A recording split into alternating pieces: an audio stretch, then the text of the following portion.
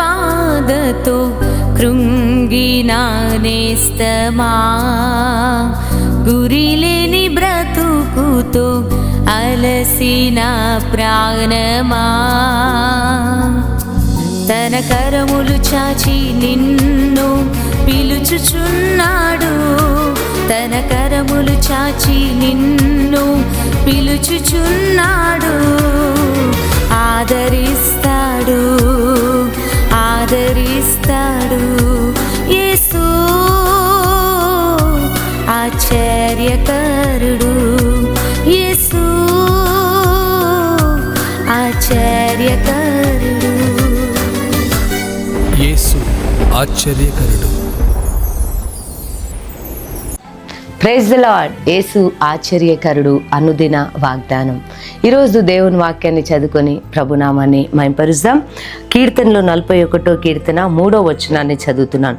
రోగము కలుగగా నీవే వానిని స్వస్థపరచుదువు. హల్లెలూయా.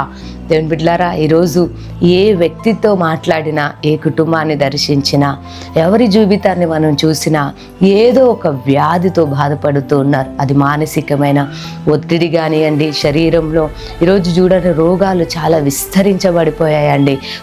కొత్త రోగాలు అంటే కదండి, ఇంతకు మునుపు మనం ఎప్పుడు విననివి మనం వింటూ ఉన్నాం. ఎంత ఫిట్నెస్గా ఉన్నా కూడా కొన్నిసార్లు వ్యాధి బారిన పడుతున్నారు. అనుకోకుండా హఠాత్తుగా దేవుని బిడ్డలారా వ్యాధులు అనేది కలుగుతున్నాయి కదండి. ఈరోజు మరి చాలా మందిని ఎవరిని తట్టినా, ఎవరితో మాట్లాడినా ఏదో ఒక వ్యాధితో బాధపడుతున్నారు. శరీరం బాగున్నా మనసు బాగుండట్లేదు. కొన్నిసార్లు కొంతమందికి మనసు బాగున్నా శరీరంలో ఆరోగ్యం అనేది లేదు. అనేకమైన వ్యాధులతో బాధపడుతున్నారు. చాలాసార్లు చాలామంది ప్రార్థన చేయమని చెప్తారు. ఏమనంటే చాలా రోజుల నుంచి ఈ వ్యాధితో బాధపడుతున్నాను, ఈ సమస్యతో బాధపడుతున్నాను, కానీ ఏమాత్రం కూడా విడుదల కలగట్లేదు.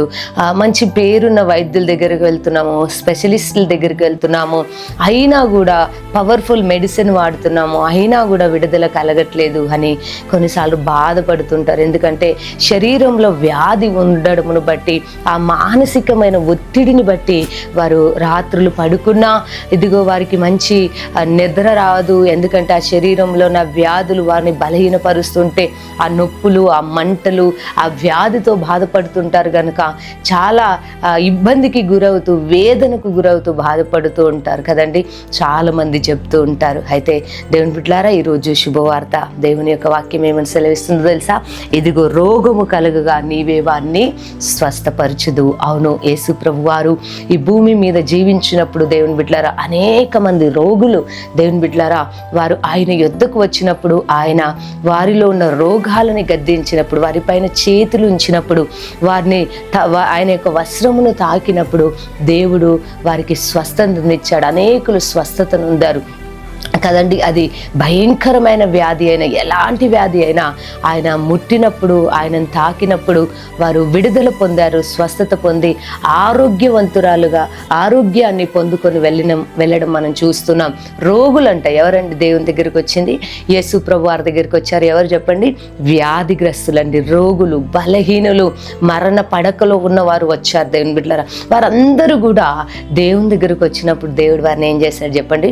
స్వస్థపరిచాడు. ఈరోజు అలసిపోయావేమో, నీ శరీరంలో ఉన్న వ్యాధి ఇక నయము కాదు, నేను బాగుపడలేను, ఎందుకంటే ఎన్ని మెడిసిన్ వాడుతున్నాను, ఎన్ని స్థలాలు తిరుగుతున్నాను, అయినా నా వ్యాధి నాలో నుండి వెళ్ళిపోవట్లేదు, నేను ఆరోగ్యాన్ని పొందుకోవట్లేను, ఈ మానసికమైన ఒత్తిడి నుండి నాకు విడుదల కలగట్లేదు అని మీలో కొంతమంది బాధపడుతున్నారా? అయితే ఈరోజు శుభవార్త. దేవుని వాక్యం ఏమని సెలవిస్తుందని తెలుసా?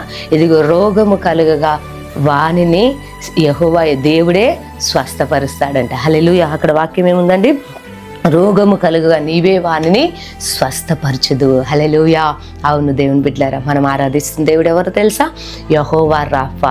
యెహోవా రాఫా అంటే స్వస్థపరచు దేవుడు అని అర్థం. హల్లెలూయా. ఆయన నిన్ను స్వస్థపరచబోతున్నాడు. విశ్వసిస్తున్నావా? నమ్ముతున్నావా? వైద్యులు ఏం చెప్పారో, రిపోర్ట్స్ అన్నీ మీకు విరోధంగా ఉండొచ్చు, ఆ రిపోర్ట్స్లో ఎక్కువగా ఉండొచ్చు, అయినా భయపడొద్దు. దేవుడు నిన్ను స్వస్థపరచబోతున్నాడు. నీకు మంచి ఆరోగ్యాన్ని దేవుడు ఇవ్వబోతున్నాడు. ఈ మాట నమ్మండి. మీకు చిన్న ప్రార్థన చేస్తాను. సర్వశక్తి గల దేవా నీకు స్తోత్రం. అవునయ్యా, రోగము కలుగుగా వారిని స్వస్థపరచువాడవు నీవే అని వాక్యం సెలవిస్తుంది. ఎంతమంది అయితే ప్రభా వ్యాధితో బాధపడుతూ ఈ వాక్యాన్ని వింటున్నారో, అది నాయన నిన్ను ఎరిగిన వారైనా నీ గురించి తెలియని వారైనా ప్రభా ఎంతమంది నమ్ముతూ విశ్వసిస్తున్నారో వారి వ్యాధుల నుండి విడుదల కలుగునుగాక, సంపూర్ణమైన స్వస్థతనిచ్చి బాగు చేసి వారి రిపోర్ట్స్ అనే నార్మల్ అవునుగాక, బలహీన ఆత్మలని విడిచిపోవునుగాక యేసు నామంలో. ప్రభా స్వస్థపరిచి మహిమ పొందమని యేసు నామంలో ప్రార్థిస్తున్నాను తండ్రి, ఆమేన్. దేవుడు మిమ్మల్ని దీవించునుగాక.